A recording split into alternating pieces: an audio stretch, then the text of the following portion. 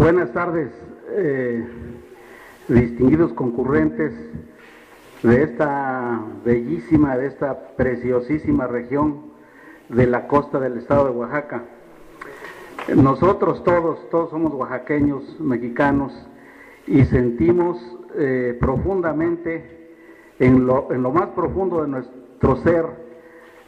todo lo que significa esta increíble belleza que nosotros podemos presenciar.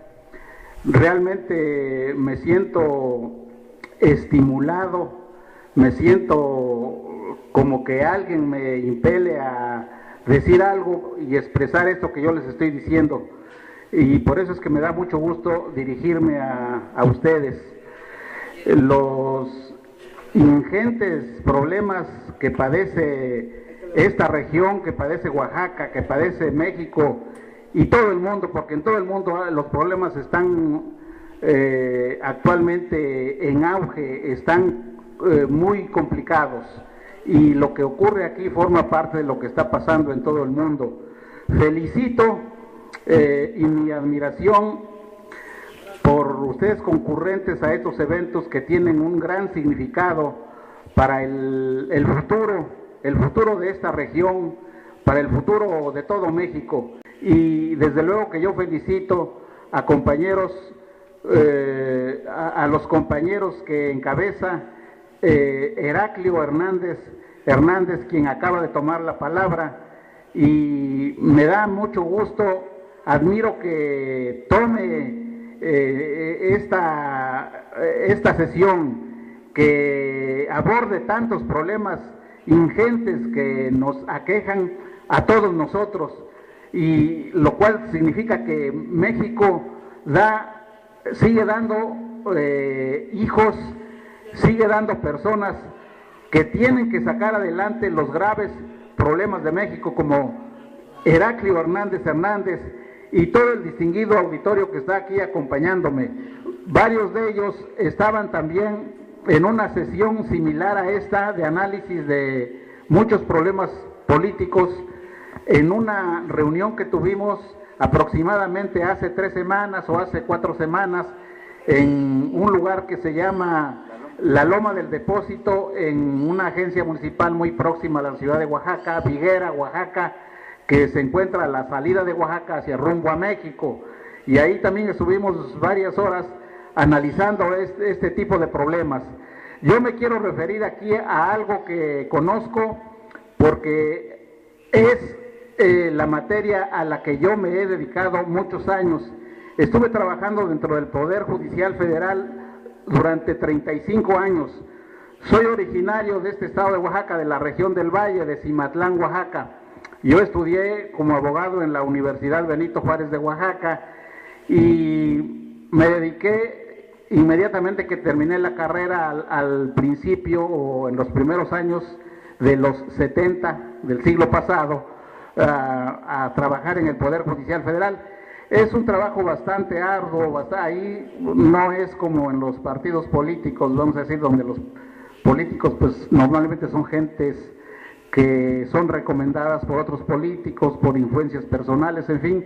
En la carrera judicial se tiene que trabajar duro, porque son muchos los conocimientos que se requieren, conocer profundamente las leyes, desde luego la Constitución y una gran cantidad de leyes, y por eso es que ahí solamente van los que están dedicados en buenos términos a entregarse al esfuerzo de todos los días, incluso trabajando en días inhábiles. Cuando los funcionarios, cuando los trabajadores en general descansan sábado y domingo y días festivos, y se dan el lujo de tener puentes en donde se descansan en pequeños periodos de vacaciones de 4 y 5 días durante el año, como en septiembre, en Semana Santa, en mayo, a principios de mayo, ahí no se puede hacer eso porque el trabajo es arduo, y a pesar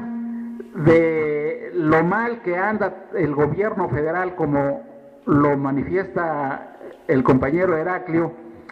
a pesar de esas gravísimas fallas, en el Poder Judicial se trabaja bastante. Lamentablemente el Poder Judicial no produce el trabajo o la calidad de justicia que los mexicanos requieren y que demandan, y a eso me quiero referir aquí. No estoy diciendo que el trabajo del Poder Judicial sea lo mejor posible o lo mejor que pueda hacer un vasto sector del Poder Federal de México, pues debemos decir que esa gran cantidad de recursos, porque son muchos miles de trabajadores del Poder Judicial, no tengo en mente exactamente qué cantidad de trabajadores, pero deben de ser más de 30,000 personas que están al servicio de este Poder Federal. Y entonces debemos decir que estos trabajadores, su esfuerzo, sus conocimientos, no están siendo aprovechados de una manera debida, de una manera correcta, porque no están produciendo la calidad de justicia que es necesario. Si en el país existen una gran cantidad de problemas como aquellos a que se refiere el compañero Heraclio Hernández, en gran medida se deben no solamente a la ineficiencia, a la falta de preparación, a la mala fe incluso y a la corrupción de las personas que ocupan los altos cargos de decisión y de mando en el país, ya sean como legisladores, diputados, senadores, como jueces y magistrados federales o de los estados, o en todas las demás áreas y dependencias del gobierno federal. Como ustedes saben, el Poder Judicial es uno de los llamados 3 poderes del gobierno. Esto ocurre tanto en la federación como en los municipios y en los estados. El Poder Ejecutivo, que lo ocupan los presidentes municipales, los agentes municipales, como el señor agente que aquí está presente, de esta agencia municipal de San Isidro Chacalapa. Hay muchos agentes municipales, deben ser miles, varios miles de agentes municipales en todo el país, porque tratándose de municipios como el de aquí de Chacalapa, de San Pedro Chacalapa, son más de 1,500 municipios solamente en México. Imagínense en México, solamente en Oaxaca, imagínense en México la gran cantidad de municipios. En los estados y a nivel federal también se repite esta cuestión del Poder Ejecutivo, y luego al lado del Poder Ejecutivo, en los estados lo ocupan los gobernadores, en los municipios los presidentes municipales y los agentes municipales, repito, en los estados los gobernadores, y a nivel federal el presidente de la República, que es el máximo poder con que se cuenta. No se debería hablar de máximo poder, ni se debería de hablar de poderes en términos absolutos. Hay un jurista brillantísimo, una persona que habla de una manera muy modesta, muy llana, que es un gran sabio de los conocimientos, no solamente jurídicos, porque tiene una vasta cultura. Este jurista se llama